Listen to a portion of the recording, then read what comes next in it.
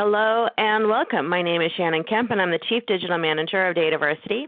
We'd like to thank you for attending the latest installment of the Dataversity webinar series, Data Insights and Analytics, brought to you in partnership with First San Francisco Partners.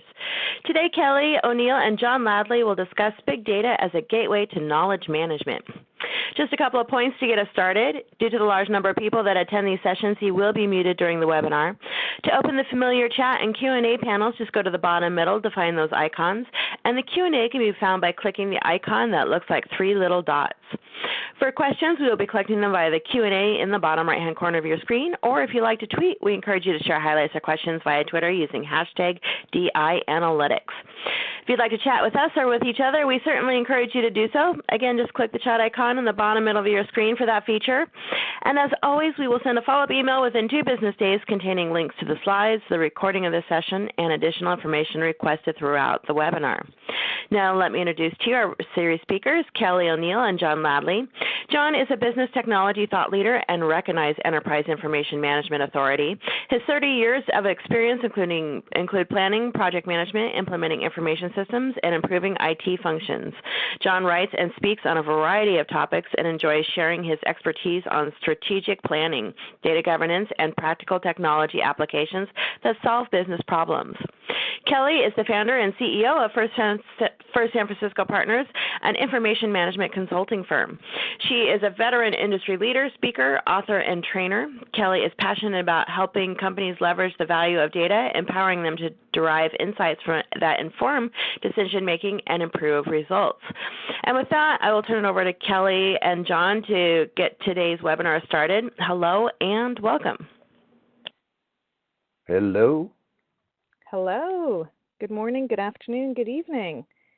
I hope everyone had a wonderful Halloween yesterday, the best holiday of the year. John, did you? It was the perfect kind of Halloween I like to have. Very good. We'll leave it there. Very good. Well, today is kind of a follow-up to our September webinar, actually. And so that webinar, Advanced Databases and Knowledge Management, really today we're extending that to talk specifically about how big data and knowledge management work together and how data science and artificial intelligence techniques can be used to automate that process that's traditionally been highly, highly manual. So pundits are saying that knowledge management might be one of the areas that is truly transformed through big data, AI, and machine learning. So that's all what we're going to talk about today. Really exciting to continue to dive into this subject further. So we'll do a very brief overview of what knowledge management is. In 1998, Gartner defined knowledge management as a discipline that promotes an integrated approach to identifying, capturing, evaluating, retrieving, and sharing all of an enterprise's information assets. These assets may include databases, documents, policies, procedures, and previously uncaptured expertise and experience in individual workers. So I wanted to start with that and read that because I think that identification and definition is important, and I think also the fact that it was in 1998 is important, and we're going to talk about that a little bit in our presentation here. We're going to talk about how knowledge management has changed over the years and the scope of current knowledge management capabilities and technologies. This is going to lead us into use cases that are driven by analytics and big data. And then we'll explore a little bit about how companies are trying to experiment and innovate, and so what we are seeing coming up in the future around knowledge management and usage of those techniques. And we will, of course, wrap up with best practices and takeaways. We will monitor the Q&A and the chat section throughout the webinar, and as appropriate, we can take questions within the webinar, and we can also take questions at the end to make sure that we can get through as many as possible. And today we are going to follow an interview style similar to what we did with George Uhas in our October webinar. It seemed to go very well, and so we thought we would repeat that again today. So I will be the interviewer, John will be the interviewee. Does that work? Works for me. Fantastic. Okay, so I started with a definition from Gartner in 1998, and knowledge management was a buzzword back then. It was getting a lot of attention from the big consulting companies, the thought leaders.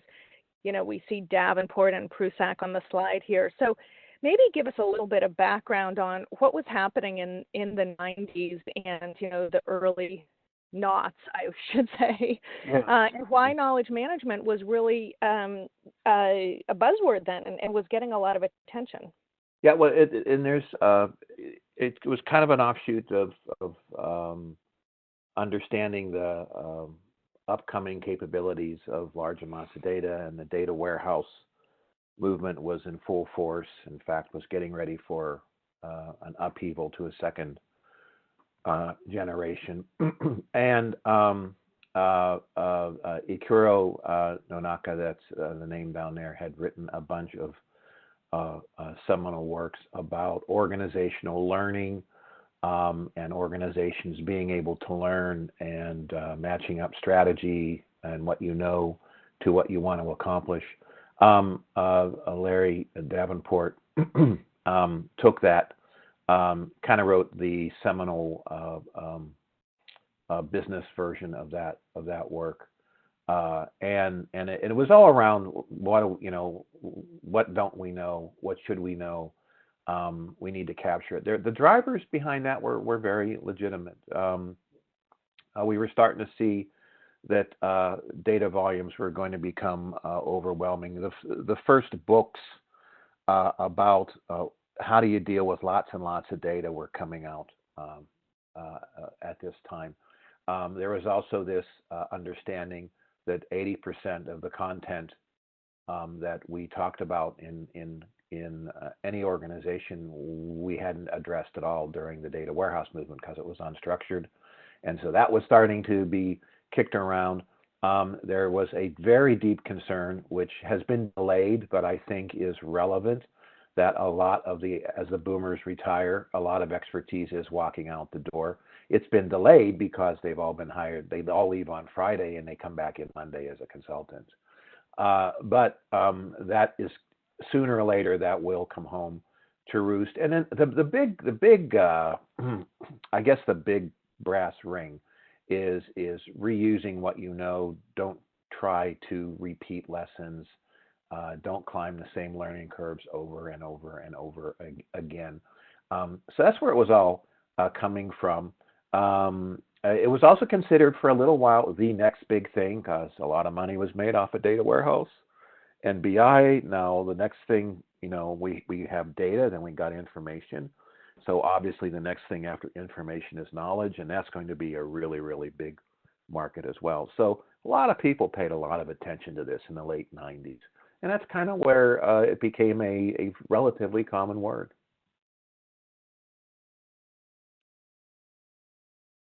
Great. Sorry, searching for my mute button. There we go. Awesome. Well then, so knowledge management was really focused on sort of organizational learning and collaboration and pulling information from people's heads and trying to get that tacit knowledge. But then here we're looking at how this has then transitioned into business intelligence. So can you talk a little bit about why business intelligence has become that capability that has extended the use case for knowledge management? Yeah, we're going to cover I'm sorry, it wasn't Larry Davenport, Tom Davenport, Larry Prusak. We're going to cover some of Professor Davenport's reasoning here in a little bit. But when knowledge management burst on the scene, the solution areas you saw were human capital, which is capturing what people know, and organizations getting smarter, working collaboratively. And as we've said before on this series, collaboration is not the same as cooperation. It is a actual learned behavior. And then where is the stuff you know? And then it was, well, BI tells me this much information, but there's so much more possible out there. And of course, even back then, I mean, work I was doing in organizations in the early 90s, we were doing predictive and descriptive analytics. So those things aren't new, but we were beginning to see this bright light shining through the cracks, right? And we had the technology to start to bring in unstructured data because the initial ideas and concepts that ended up becoming Hadoop were getting kicked around there. And there were several attempts made at text mining long before Hadoop and multiple format handling came along. The other thing was the BI, we were getting reports through data warehouse, we get reports, but we weren't working any better. We were getting better reports, but all of the promised benefits weren't exactly happening. And with some exploration that I did and some my peers back then did, we discovered that actionable was a lot more than just delivering a really excellent scorecard or something like that. You had to actually look ahead and say, how are you going to behave once you get this data? And as you learn more and more about this really excellent data you're supposed to get, how do you keep that inside? And a lot of terms were kicked around like collaborative BI and things like that. Oh, and that of course means we got to track it management. And then of course, someone says, well, wait a minute. We're going to have an algorithm, and that algorithm will say every time these conditions exist, we do this. So let's close the loop. And what we now call machine learning and pattern recognition and AI, we were just saying develop closed loop agents back then. And it was of course a lot cruder than what we have now. But the technology really, the whole BI world had that stuff in it. So it was really able to go. So this, again, that's in our whole topic here. So you can see that there's a natural entry point. There's a natural intersection now between knowledge management as we had defined it almost 20 years ago. Ouch. And our advanced analytics type technologies. Yeah, and I think I wanted to highlight this concept of identification, tracking, classification, and kind of sorting and pulling together this knowledge, which is one of the really difficult parts of this, right? So it's not just getting the knowledge, it's how do I classify it in a way that it can be consumed and, like you said, actioned. Well, we're in clients all the time where a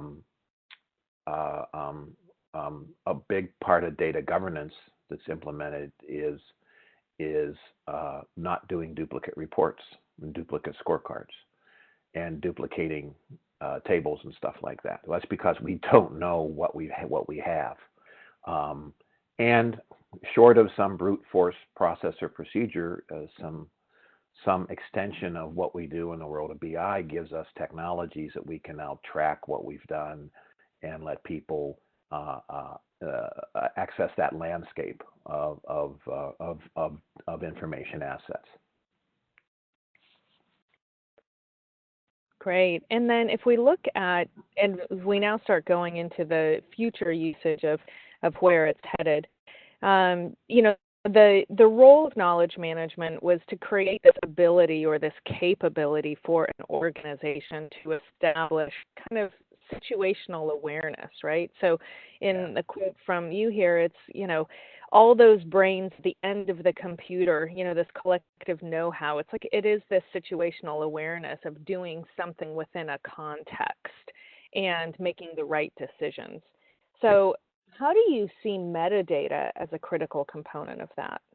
Well, metadata is the critical technology for this. That's the one thing, again, where we have an intersection of analytics and advanced analytics and artificial intelligence and knowledge management, because both of those are metadata-driven disciplines, right? When you talk about collecting what you know, well, that's metadata.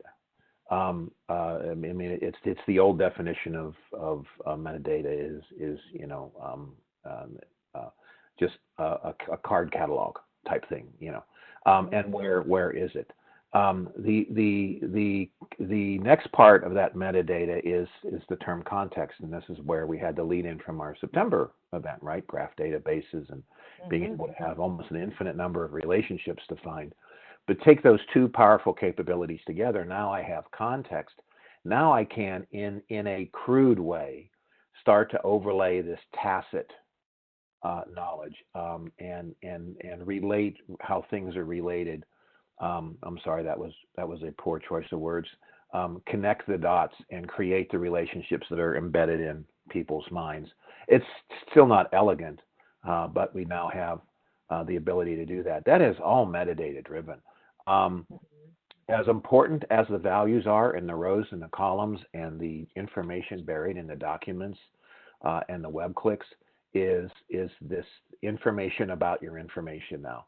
That was the heart and soul of knowledge management, and we'll see here in a minute that might have been an obstacle. And now it is in the heart and soul of AI and advanced analytics, and it is totally embraced, right? And no, I don't think many people argue about that. That's absolutely right. And I think the other thing is we look at the quote on the right-hand side, and we think about knowledge management and future usage, it's moving beyond just the internal assets of an organization and looking at external information as well and incorporating external information into the ability to have knowledge. Wouldn't you say? Yeah. It's you go back to some of the academic works that came out in the 80s and the 90s, and there was this sense that we should be able to really understand what we know. Because of all these upcoming, growing seemingly infinite scalability of technology. So we should be able to be smarter about, rather than just crudely storing stuff. We should really be able to store what we've learned from that. And of course, that means the entire big picture. And any of us, as we go through our daily lives, are an amalgam of concrete facts we know, but also impressions and experience of what we've done as we proceed through life. And that's exactly the kind of things we want to capture in an organization as well. And that's why it's a 360-degree view of everything that influences how anyone does anything. But that sounds kind of hard, John, right? Yes. Wasn't this really hard? Oh boy, did we get a smack in the face. Some of the reasons we'll find, those of us here will these will sound familiar. It was too hard to change behavior. The culture change, right? That plagues anything new because people don't like to change, no matter how exotic the concept seems to be. And it required an awful lot of discipline to change gears, and we're going to see that with AI when the machine says go left and everyone else in the room feels they should go right. All right, so the technology, everything devolved to technology, and again we have that problem with data science and analytics now, where everyone says we can do really cool things with the data, and everyone spins up the data science area, and a bunch of stuff is cranked out. And if you're lucky, some of it is, usually the first initial things show benefit, and if you're lucky, you have sustainable benefit, and if you're not, you have a pretty familiar song that we're hearing a lot lately, that it's just not fulfilling any promises. At the same time this was happening, there was some technologies coming to the forefront that everyone thought had solved the problem, at least from an uninformed managerial level, and that was SharePoint and Google. And SharePoint is an excellent collaborative engine. Everyone hammers on poor SharePoint terrifically, but that's just because it's implemented poorly, period. Okay, I mean, it has a great deal of power that it has features that very few organizations scratch. Google, of course, as you sit down, type in a few words, and boom, there's everything you think you need to know about it. So, that's knowledge management. And so that was a big thing there. And then there's Google doing this stuff, SharePoint doing us, and at the same time, you're trying to catalog your knowledge and the tools that we had that were coming up were really crude and labor intensive. The last thing was, and this is a hard one, and it kind of closes the loop back to behavior, is when we got things we learned back in the late 90s using crude analytics on, say, smaller data volumes, or doing large data volumes, but taking literally weeks to process the data sets. And we came out with big conclusions. Nobody ever did anything about it. All right, they were one-time things. There's a few examples in aerospace, which actually we'll talk about one here in a little while, where we actually did, but very rarely did anybody learn anything and then build it into their business. Just culturally, it just did not happen. So with all of that going on, it just lost interest. So Tom Davenport wrote this article in 2015. There are still big organizations that have knowledge management departments.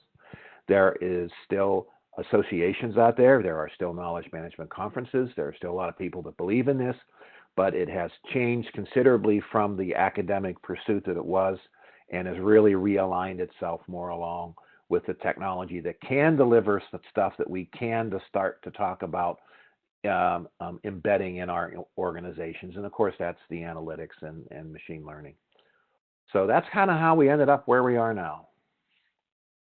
Absolutely. And so then as we look forward, one of the challenges that was identified on the previous slide is that everything devolved into technology. And of course, we saw Google on the previous slide. And so that was kind of how knowledge management was difficult, and one of the challenges that needed to be overcome. Well, here on this slide is a slide talking about, technology again. And of course, Google is in the forefront. So what's different now? So what's actually changed so that this technology landscape can actually make an impact on knowledge management? Well, it's really interesting. As I was doing the research for this, I couldn't find any of I went through and found some old notes from the late 90s and early 2000s and some old presentations I'd done, and none of the vendors I mentioned in any of those were in existence or had been absorbed into other technologies. So we have a whole new cast of characters, but if you take a look at this cast of characters and you take a look at what we've been talking about in this series for the last couple of years, you'll see some familiar names, because a lot of the really cool ideas, which is, going through the analytics and then capturing, using machine learning to detect the pattern and training some type of repetitive behavior, is in fact some type of organizational learning. Well, and then of course we need the metadata to go with that, and we need the collaborative tools, and we need to manage the unstructured content and the digital content as well. So we've got, again, none of these, I would say, you can't say, I'm going to go out and buy an integrated knowledge management suite. That doesn't exist. But you have an awful lot pointing in that direction right now. Now, do you want to say, well, we have an AI program, we're doing big data and analytics, and we don't have all the popularity we had 3 years ago when it was the next big thing. So we're going to call it knowledge management, and it'll be the next big thing again. I don't think that's a brand that is worth your trouble. But I think you do have an awful lot of technology pointing in the right direction, where you've got, Calibra with really good, solid. I put Calibra there because it's really good workflow. People actually have to use this to manage what they know about what they know, their metadata. And Elation uses AI, and Watson and OpenCV are really, really smart learning technologies that will tell you what you need to do without any human intervention whatsoever. And then, of course, you have to manage it all there with all the different types of technologies, and we've got some examples there as well. And, of course, the other examples for document and content management that are all connected. If you take a look at, say, Confluence, which is in the Jira, Confluence, Agile universe, you go, wow, There's all kinds of workflow around technology that we're working on now, and all of this is being captured. All of these technologies allow you to capture your interactions and build enormous databases of work, and that you can actually study how you did your work as well as the data that was produced by the work. So we're really getting close. It's still quite a collection. But boy, is it a lot more powerful than it was when we first started to dip our toe in the water with this. Got it. So then what's changing is that the technology now supports the process in a much better way that in fact is optimizing the manual processes through things like, AI, machine learning, linguistic analysis, for example. And knowledge graphs, right? What we talked about in September. I looked at my first graph database in 2001 or 2002, and I went, wow, this is really great. But it couldn't hold more than a few thousand relationships before it was so slow that you couldn't, which is just like relational was in 1984. All right. That just, we weren't ready. I participated in a business venture in 1998 or 99 where we tried to develop a collaborative tool that collected work, and we couldn't find anything to hold all the data.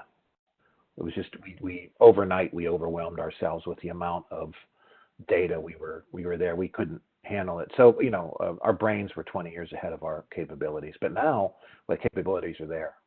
So a lot of what you might have kicked around back then, you can really get serious about this stuff now. Right. And so, Google is using knowledge graphs and text mining and machine learning for, translation services and speech recognition, image recognition, and, things like that I think we're starting to take advantage as just a given. But, the cool technology, this just popped into my head, Kelly. It just, I thought it was science fiction. I thought it was a joke, but there is actually a little Bluetooth device that you stick in your ear and it translates a conversation in another language. Mm-hmm. Now, that came from Hitchhiker's Guide to the Galaxy. It was called the Babelfish, right? And that might be what the technology is called. I don't know. I'm not in marketing, but that power, that absolute raw power is what we need, was what you need for this, and we've got it. So now it's like, what do we do with it? How do we go forward? Right? So let's talk about the how, right? So we've been talking about the what, we've been talking about the history. So now let's talk about the how, and let's explore some of the use cases for analytics and big data that are specific to knowledge management. And let's talk specifically about how AI and machine learning can automate these, two of the biggest challenges that we talked about before, which is, the challenges that impeded the widespread adoption. And those challenges were things like extracting and categorizing and representing the knowledge, right? So we had talked about that in the previous slide in terms of the classification, getting it out of people's heads through the understanding of processes. So what are we seeing now then in terms of leveraging big data to do that for us, if you will? Well, when you start to talk about practical use cases in big data, one thing you got to, obviously you're dealing with all kinds of different formats and different types of content. And what you need to though understand, it's not just it's a big lump of stuff in the lake, all right? That can get you into trouble. The first thing you need to do is understand the spectrum of where content's coming from. You're looking at our little chart there. Content goes from individual content, things we do with our personal knowledge bases, our calendars, our personal spreadsheets, things like that. Then it goes all the way to global, universal, community type content. And there's different layers of structure and complexity within that too. And if you're going to start to say, well, the technology's pretty cool, I'm going to go after this, you first of all have to have this picture in your head, all right? You have to understand how you're going to get visibility across all these categories, classifications, nooks and crannies of data. You're going to be looking at external stuff that's competitive intelligence, public knowledge bases, such as a library, which has been, a public knowledge base for thousands of years. There are all kinds of systems and things. And then there's that human capital, which is your tacit knowledge, that you still have to figure a way to put the veneer of human experience on top of this as well. Now, AI will, to a certain extent, start to replicate that type of learning, because machine learning will, look at the patterns, and you'll build repeatable models and things like that. So that gives you a use case for knowledge management, in that using AI and all these technologies to process all these massive varieties of content now gives you a case for quote unquote knowledge management. We're going to talk about here soon, though, this AI, there's a hook here with the AI, right? Is AI and machine learning going to replace tacit knowledge or supplement it? And if not supplement it, how do we capture it? So those are some of the things that the use cases have to deal with as well. Well, actually, a question came in that I thought was really good. Maybe we can take it here. So in terms of AI using the information to make sense out of this implicit and tacit knowledge, the question is, does knowledge management require some good data stewards that really know the data? So how does this concept of quality come into leveraging AI for knowledge management? Yeah, there's a sideways answer to that. Data quality is really important for AI to be correct. We are overlooking, and that's just the scary part of AI, we're overlooking the fact that a machine learning fed bad data will come up with a Frankenstein recommendation, and it will not be what you want your organization to do. Data quality is extremely important. So from that standpoint, you need to somehow be able to get the data quality to the appropriate position that a learning model can utilize it. And that means removing all the bias out of it. We're not just talking about fat-fingered numbers. We're talking about built-in bias, cultural bias in data, because that bias will come out on the other side of the AI. So that's where some type of human awareness and ability to correct that comes to bear. The specific question about requiring a data steward that really know the data, you're not going to like the answer. The answer to that one is, the reason KM came around is we thought that was a way to shortcut having so many smart people having to know so much about the data. There's a certain twisted evil purpose to KM, which was get rid of this embedded department expert on everything. We were relying on them too much. So when you say know the data, you got to define what is it about the data you need to know. Quality, contextual type behaviors of the data, but from a caretaking standpoint, and oh, you want this data, I know where it is, or you want that data, I know where that data is too. Those are two different things. The latter example, where someone has the data landscape in their head, we're trying to get rid of that. KM is explicitly trying to get rid of that.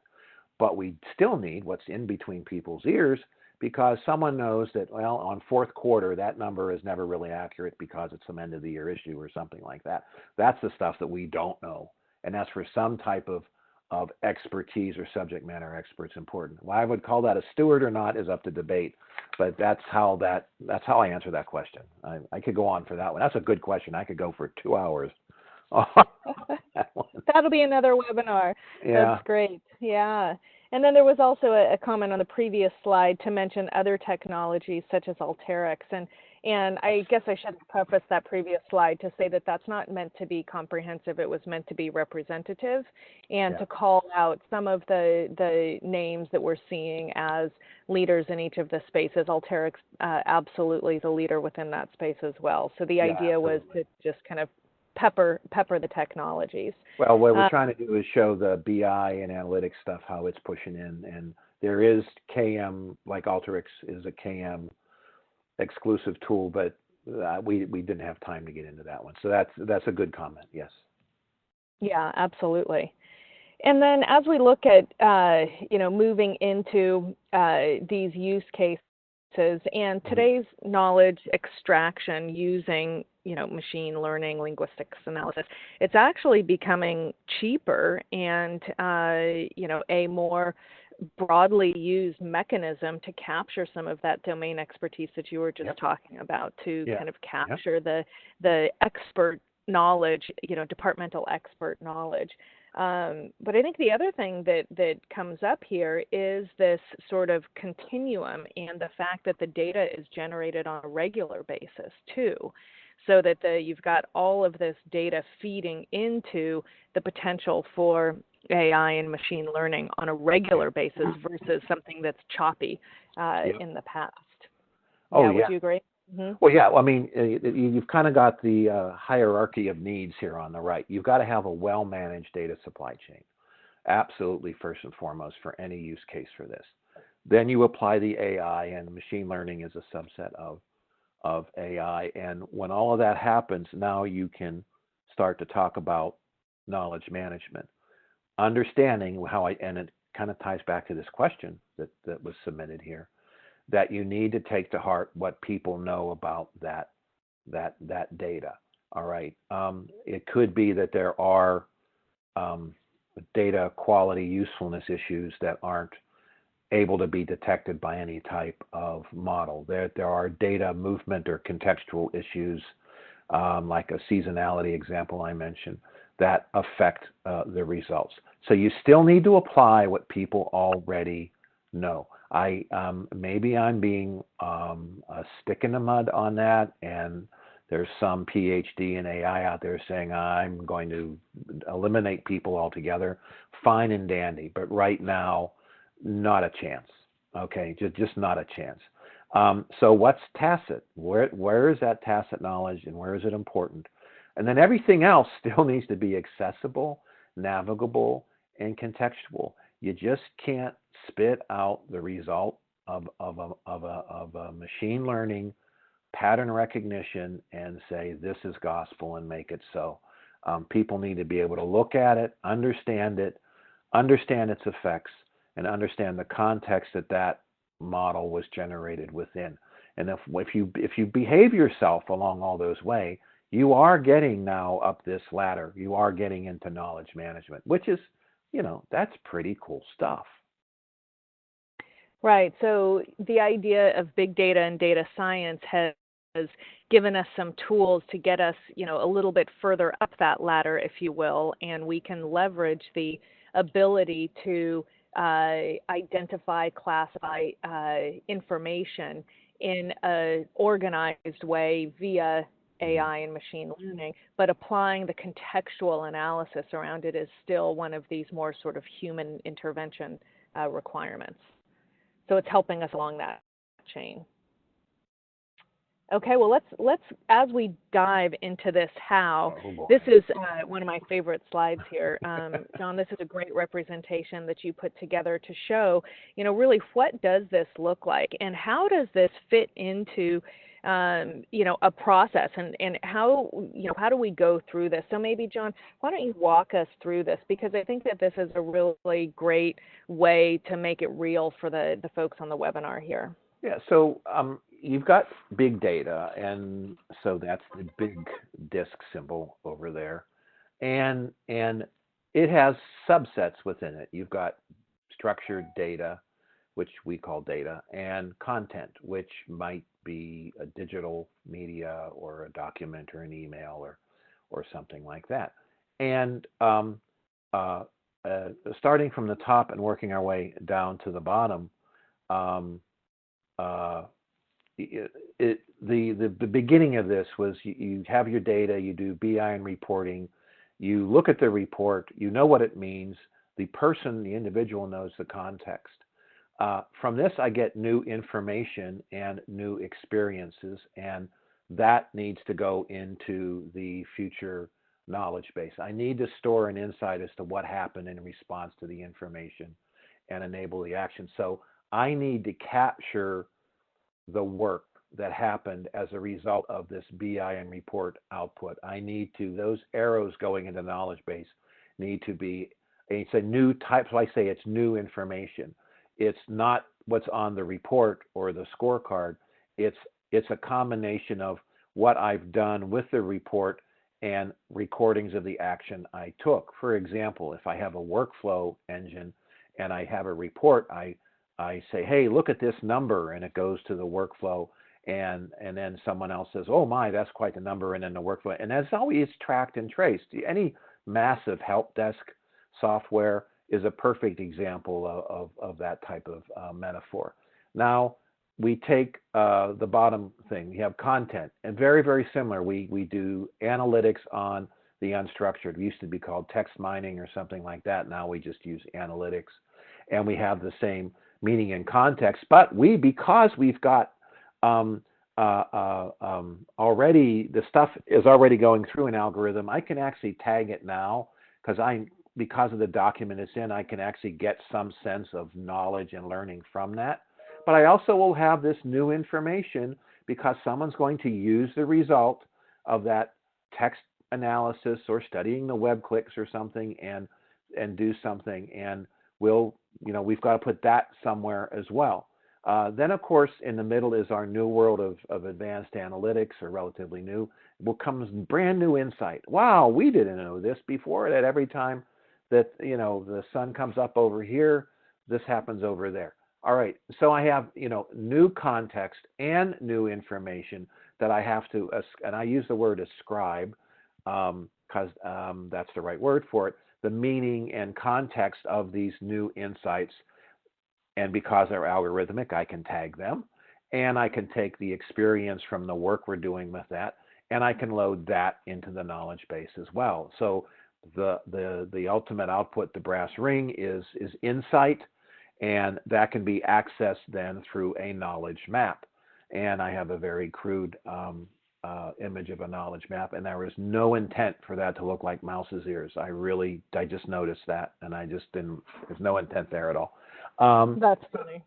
So if we take an example, like kind of a managing human capital, human interaction, managing work. All right. So we're in a very sophisticated organization, Kelly, and we're doing. It's a work that First San Francisco is familiar with, is product management, product MDM. And there's a lot of work that goes in creating a new product, creating the packaging around the new product, and it happens again and again and again in a sophisticated consumer products company, right?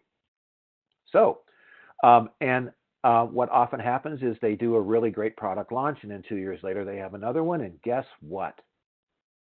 Can you guess what happens, Kelly? They lose all the information that they learned in the process. They have to do it all over again. And someone says upstairs, looking at this cost of launching a new product, goes, what the heck? I'm going to start a knowledge management project. And that's how some of this got started. And we're going to capture the way everyone works. So as products are set up, we go with something that's maybe more collaborative. And there are specific software products now that intersect with workflow, with product management, and you build a metadata layer there. So I have my emails and stuff, so that's my content I can analyze. I have maybe external data from marketing on what products work and what don't, and activities on the website and things like that, so I can do some blended analytics there and come out with some new insights on products. And then I can just do some plain old grinding, what sold last year, what didn't sell last year, et cetera, et cetera, et cetera. All of this goes into that knowledge base. And I can, using analytics and using the insights of AI and stuff like that, I can start to put some ideas together, like, if you do this product this way at this time of year, it probably won't sell too well. All right. Or if you don't get this product out in a certain amount of time, you probably won't sell as many as you wanted to sell. And at some point in time, this type of structure and this type of knowledge base you build allows you to do that closed loop agent, we used to call it. But it's really a machine learning AI taking over a decision point in your business and taking over a business process, where you start to say, well, based on all this data and all these patterns, this product is an awful lot like a product we did 5 years ago. Here is the workflow for that product. I recommend that we do the product this way. Or somebody is going to do a new product and they sit down and type in, we're going to do a new product and it's kind of like this and kind of like that. And the AI matches that up with the old workflows and finds something similar based on all these data and research that it's got, and recommends a process for move this new product to market. That's how this type of running all these what we used to think of as distinct paths, data, big data, and content together, and then dumping that into the knowledge base. And remember, what's also in this content and also there in terms of experience on a couple of those lines is tracking what people are actually doing and how they're interacting with various systems and measuring their actual work. That's all going into the knowledge base too. And you get all that in one big pile, and wow, you can do really awesome things with that. Absolutely. And so if we think, so this is kind of a process lens. If we think about it as an architecture lens and look at it in our reference architecture here, that knowledge base is really what we're seeing on the right-hand side represented as a knowledge lake or even a knowledge graph, right? Isn't that how we're kind of viewing it here? It's kind of the circle, and like you had indicated, the closed loop, where you're also using, it's not only pulling the data from a big data environment, but it's also using the big data to be that knowledge lake, not just the data lake. Absolutely. The knowledge lake is, if you think a data lake is sophisticated, and really it isn't, it's just a big place you put stuff. But the knowledge lake has a lot more agents in it, and it has those things you've learned and those behaviors and those responses, and basically rules are created to respond to certain scenarios. The knowledge graph, using graph technology and hyperbolic trees and all those cool interfaces this stuff has, is how I would navigate that. Because remember, if I'm a user, that I need to find stuff on both sides of the lake, and I might want to look at source documents, and I might want to drill all the way back to data sources. I might want to drill all the way back to the old ERP system on the vintage side of this thing too. Hence the red box, the abstraction engine. And this is something that is not on our normal reference architecture. But that is an arbitrator and a translator between what is structured, unstructured, explicit knowledge, and then positions it in such a way to make it useful to the AI. Because again, if you just take the raw data and you just push it into the AI, you're likely to induce bias into those models, and you've got to have some way to balance that out. Also notice we have some things appearing on the vintage side, and that is work. People are still doing work on the vintage side, but now we're going to try to capture vintage work, especially if they're doing it on an intranet, and doing web stuff, web technologies, then we can capture that work. Also, collaboration now enters as a formal technology to use data. And instead of just output in data usage, I now have the actual work being done on the data and capturing actual work. So there's a lot of extra things coming into your architecture here. But, is anyone going to throw the switch and do this tomorrow? Probably not, but this is a bit of a target if you're starting to think about these things. And metadata comes back into play here, right? So we started the conversation in the beginning about how metadata is a critical component. So maybe also talk about how metadata fits into this too, John. Well, we were drawing a slide and I was working on it. I didn't know whether to have two metadata, an old metadata and a new metadata, but really it's not. Don't let one red box indicate that it's one metadata product. This is a metadata capability, right? I think that's probably the right word for it. And it is a capability of knowing where everything is, who touches everything, what is the context of things. It is the driving engine. It is the heart of all your data and content management for an architecture like this. In fact, it should be so ubiquitous at some point in time that we don't even talk about it. It's when we get into a car, we know that when we turn the key, this thing under the hood called an engine does something. But cars are getting to the point now where we don't really care whether that was a hybrid or gas or diesel or all electric. We just turn the key or push a button and we go. And at some point in time, metadata is going to be like that. It's going to be the engine that drives all of this, and it will be invisible. But for now, you're going to be blending several products to get those capabilities. Absolutely, and it needs to be explicit. And so now, as we start to wrap up, we want to make sure that we're sensitive to time here. Yeah. Let's look at how this fits into the operating framework. And so, again, kind of circling back to some of the slides that we saw in the beginning, where we looked at how knowledge management enabled certain aspects of the organization. And then we talked about what's changed in knowledge management. So as we circle back, now what's new about these supporting programs on the right-hand side and the way that it can support things like human capital? Yeah, and I'll go through this one pretty quickly. Basically, when I look across areas that say they're doing knowledge management or doing something like KM and not calling it that, they're supporting innovative efforts and trying to remember how they are innovative. How do we be innovative? They're trying to capture those smarts, and there's lots of cool things happening there to do that, and y'all can read that. All right, and then they're also supporting conventional efforts, which might be more complicated, really, really large in terms of impact to the organization, content, or disruption. And I put like a disruptive regulation like GDPR is a classic thing where a KM department, if it was in place, could really help in an organization. But KM areas, and I call it areas because I can't really find a place where they live. I can't find a consistent place where you can say KM always is under the CIO or always under human capital. They're all over the place.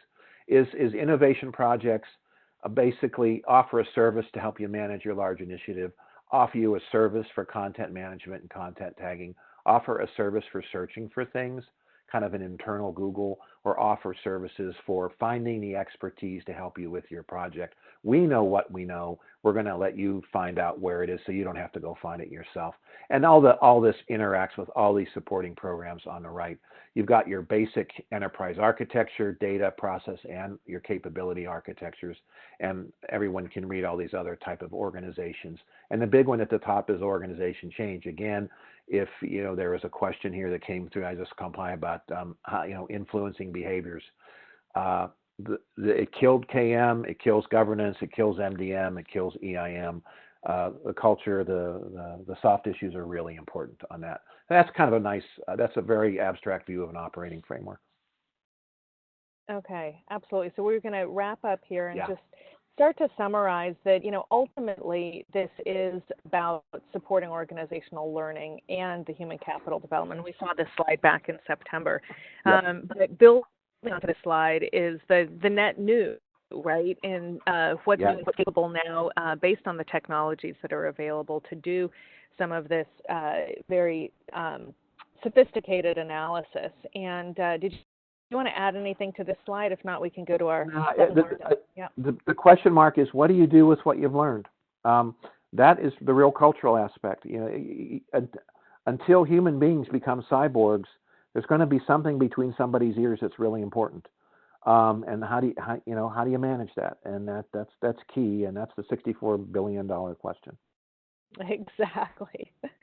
That's right. So if we then go into, well, how do we take advantage of this because we aren't yet cyborgs, and we talk about how to make this work within your organization. So most of the companies that are on the phone have probably started to head down a data science path. Some people have jumped into the lake 100%, and some are just dipping their toes into the data lake. But the idea is that, as you have gone down this path, to take a look at what you're doing and see if you can leverage some of those data science techniques for knowledge management also.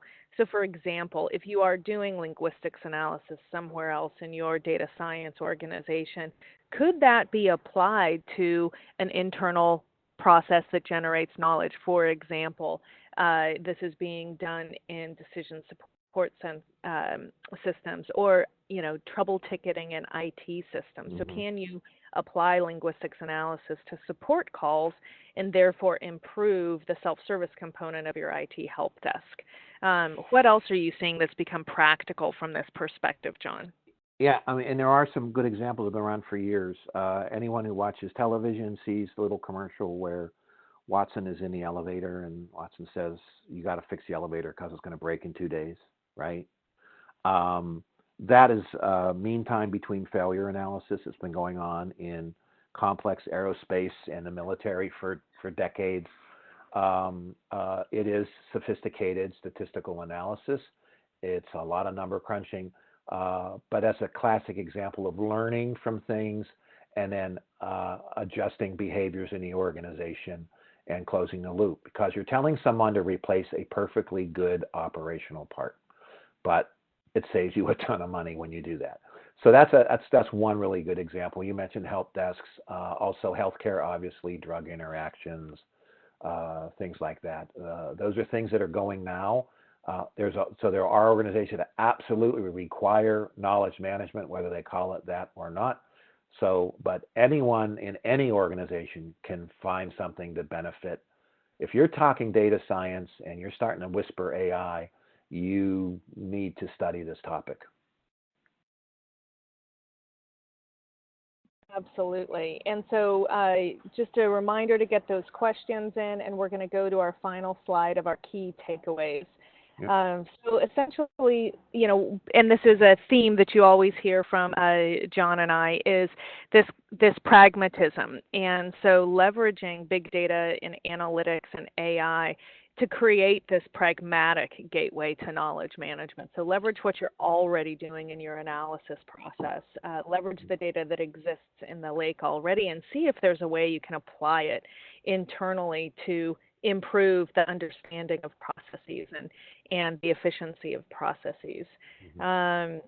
So, John, why don't you also go through and highlight a couple of these as well? Well, the learning organization, as academically presented in the 80s, is a long way off.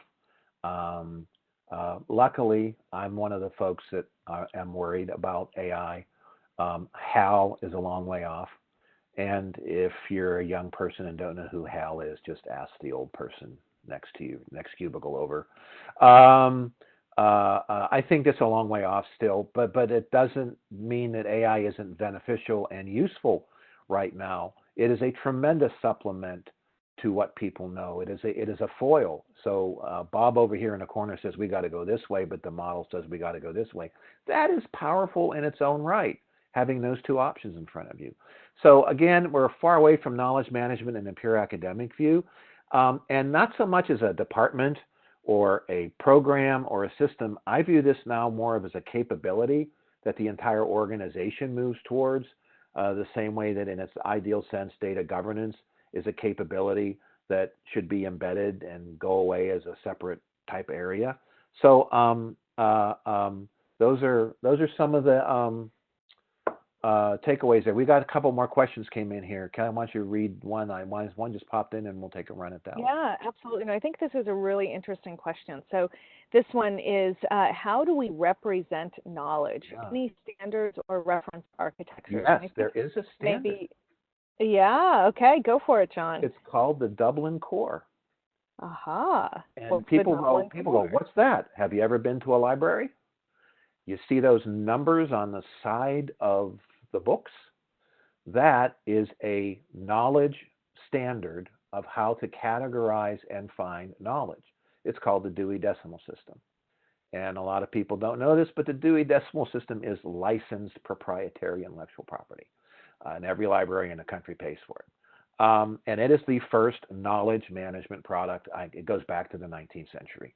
And it is still a standard reference architecture for finding stuff topical. So that's the first thing. Then, of course, the other thing is the OMG years ago. And is the OMG still around, Kelly? Object Management Group? I think so. Oh, yeah, absolutely. Yeah, they had many expressions of other knowledge reference models that were based on industry data models, and then they applied some XML type stuff to them and have since applied some other graph type concepts to them. And those are sitting around out there. Is there one that everyone's going to use, like UML or something like that? No, there isn't.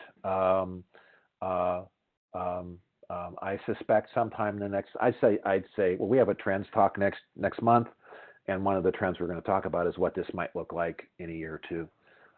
Something's going to happen there, but there isn't one. Yeah. Yeah. Dublin That's Core right. is really cool. Dublin Core can be reviewed on the website. It's very, very cool. You'll look at it and you go, dang, that is really neat.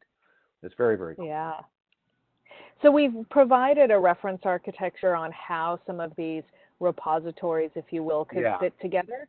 But there really isn't a metadata standard for knowledge at this moment. So there's lots of different metadata standards and definitional standards and, ontology standards and things like that. But it from what we've seen, it hasn't quite yet made its way to knowledge management. And I think with that, we are at the top of the hour, are we? Yeah, we are. I just want to say, if you're diving into this area, one other thing to study is ontologies and taxonomies. Those will help you a great deal. Great. Well, thank you, everyone. Shannon, to you. Thank you, Kelly. Thank you, John. As always, another great presentation, and thanks to our attendees for being so engaged in everything we do. We just love all the questions that have come in for this session. And just a reminder, I will send a follow-up email by end of day Monday for this presentation with links to the slides and links to the recording. Again, thanks, everybody. I hope you all have a great day. Thanks, Kelly. Thanks, John. Bye-bye. Take care.